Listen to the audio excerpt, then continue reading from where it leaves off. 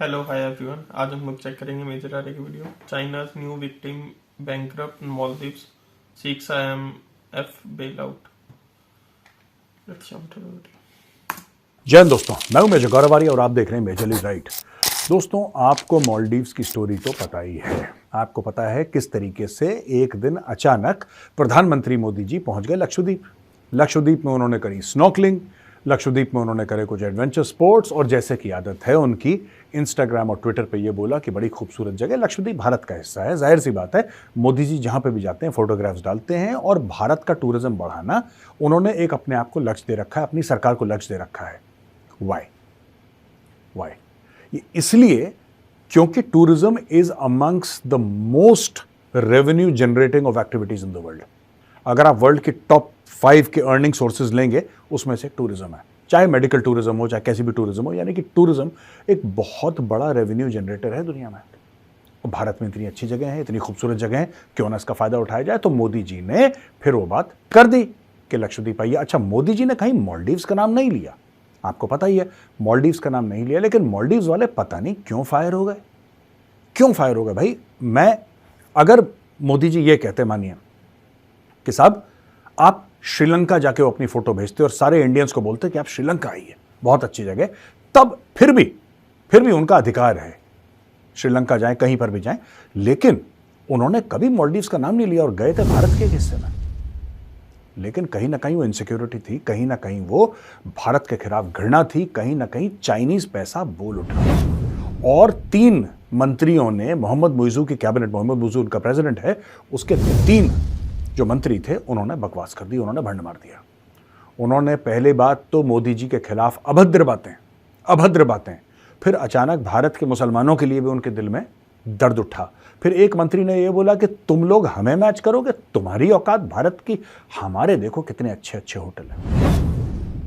वही कहते हैं ना कि जब एक चलिए मैं कहावत बताई देती, एक कुत्ते को ना घी हजम नहीं होता। मैं आपको बताता हूँ, फैक्ट है ये कि कुत्ते को घी हजम नहीं होता। मालदीव्स के मंत्रियों को घी हजम नहीं हुआ।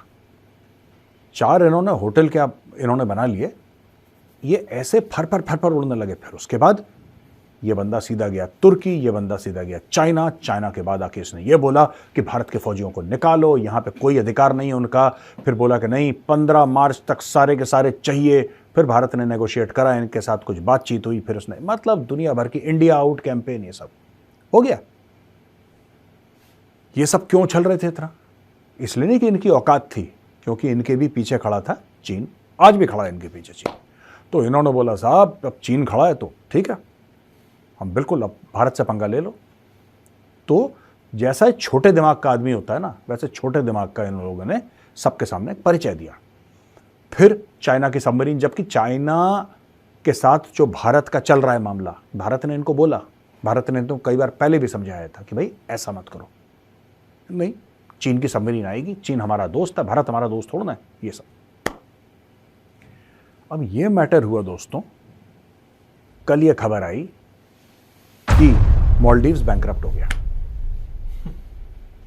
मालदीव्स हो गया बैंकरप्ट, मालदीव्स की हो गई कुड़की।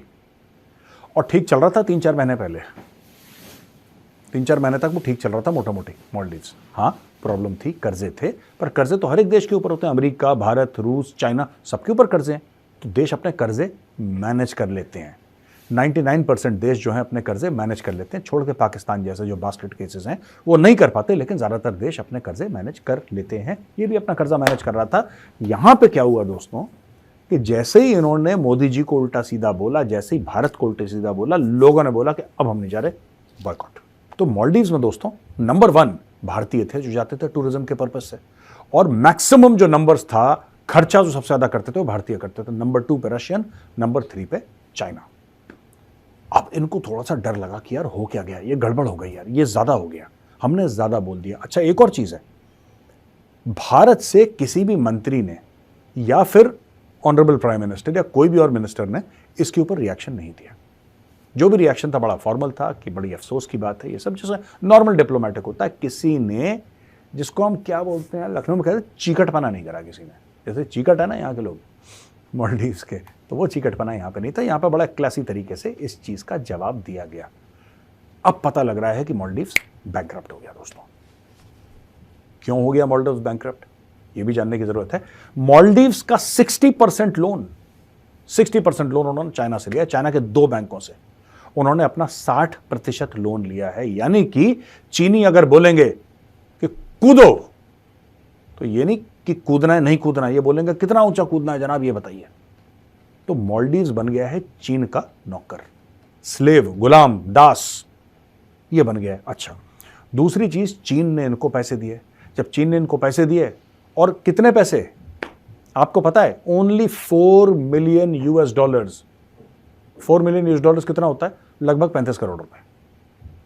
मोटा मोटी कह रहा हूं, 1-2 करोड़ दाएं बाएं होगा, यानी 8.2, 8.3 टू अ डॉलर होता है ना, 83 रुपीज टू अ डॉलर।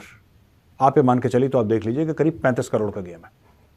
ये 35 करोड़ वापस नहीं कर पाए चाइना को, तो चाइना ने बोला कि ठीक है कोई बात नहीं, घर की बात है, डोंट वरी, हम लोग एक काम करते हैं, हम ना आपका एक आइलैंड ले लेते हैं। तो चाइना ने इनसे एक टापू छीन लिया।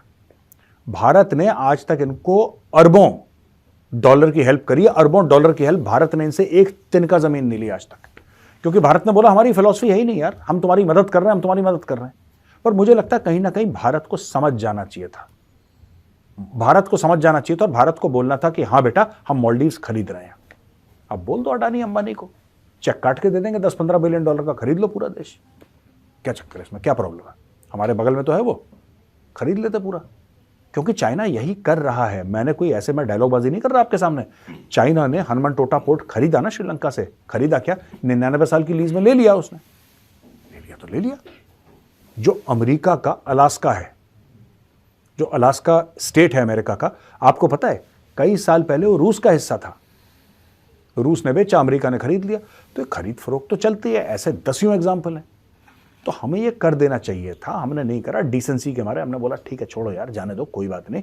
लेकिन मॉलडीव्स को डिसेंट लोग समझ में नहीं आते, मॉलडीव्स को समझ में आता है दोस्तों चीन। सिर्फ 35 करोड़ रुपए के लिए, सिर्फ और सिर्फ 35 करोड़ रुपए के लिए उसने थैंक यू बोल दिया, थैंक यू बोल दिया। चाइना ने 50 साल के लिए आइलैंड ले लिया, कहां पे, जो माले है इनकी कैपिटल, माले के एयरपोर्ट के बिल्कुल सामने वो टापू है, इतना स्ट्रेटेजिकली इंपॉर्टेंट है, उनकी कैपिटल सिटी के एयरपोर्ट के बिल्कुल सामने वो टापू है, वो पूरा चीन ने ले लिया। अब चीन अपना वहां पे उनके बेस भी बनेंगे, चीन वहां पे आके अपने शिप्स भी रुकवाएगा, चीन भारत के ऊपर जासूसी भी करेगा। लेकिन जैसे कहते हैं ना, अंत भले का भला, दोस्तों यही चीज है कि अंत बुरे का बुरा, ये भी हमें मानना चाहिए, अंत बुरे का बुरा। और मॉलडीव्स के साथ वही हुआ, मॉलडीव्स ने खूब 3-5 करी, अपने फौजी यहां से हटाओ, और बड़े अकड़ में, बड़े घमंड के साथ ये मोइजू कहता था, बड़ा घमंड इसका, कि मैंने बता दिया है 15 मार्च के बाद एक भी इंडियन फौजी यहां पे नहीं रहना चाहिए। ये भूलते हुए कि इंडियन फौजी आए क्यों थे, वो तूने बुलाया था, तेरा जो पहले वाला बंदा था उसने रिक्वेस्ट करा कि भाई साहब हमारे यहां पे चीखें निकल रही हैं, हमारे यहां पे बच्चे मर रहे हैं, हमारे बुजुर्ग मर रहे हैं, क्योंकि हमारा देश यानी कि मॉलडीव्स, उन्होंने बोला मॉलडीव्स है, आइलैंड्स बने हैं, टापू हैं। भाई अस्पताल किसी टापू में है, रोड तो है नहीं कि आप चले जाओ, और जो बंदा बीमार हुआ दूसरे टापू में, उसको एक टापू से दूसरे टापू, एक जजीरे से दूसरे जजीरे लाया कैसे जाए, how will you get him. तो आपको कुछ ना कुछ तो जुगाड़ करना पड़ेगा ना। जुगाड़ क्या है, हेलीकॉप्टर। फिर बोला साहब हमारे यहाँ ड्रग स्मगलिंग होती है, हमारे यहाँ हथियारों की स्मगलिंग होती है, इसकी स्मगलिंग होती है, स्मगलर को हम कैसे रोकें। भारत ने बोला हवाई जहाज ले लो। अब वो हवाई जहाज चलाने के लिए इंडियन नेवी वाले होंगे ना, जो हेलीकॉप्टर चलाएंगे, वो डॉर्नियर हवाई जहाज, वो इंडियन नेवी वाले थे वहां पे।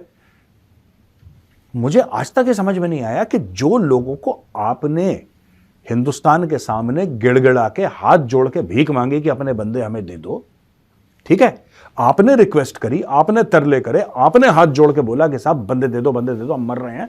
हमने बोला ठीक है, आप हमारे नेबर हो, पड़ोसी हो, कोई बात नहीं, हम आपको देते हैं। हमने आपकी रिक्वेस्ट पे आपके बंदे दिए, उन्हीं बंदों को कह रहे हो गेट आउट। ये तो बड़ी अजीब सी बात है यार, उन्हीं बंदों को कह रहे हो गेट आउट।